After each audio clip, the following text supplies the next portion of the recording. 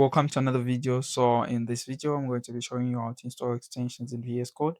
So the first thing that we need to do is to click on the extensions button. So we're going to do that, extensions, and then we search for the extension that we want to install. In this case, or for this video, we're going to be installing Fleck 8.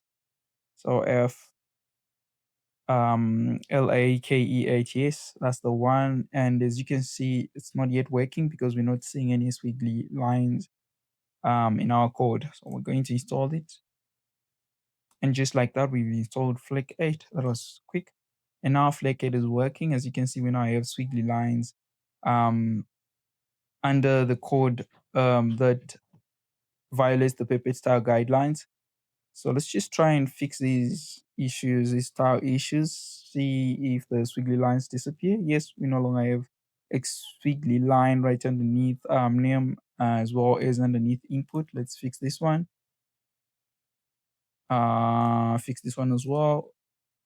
Nice. We don't have any more squiggly lines on line number 1. So that's how you go about installing extensions in VS Code. Until next time, all the best.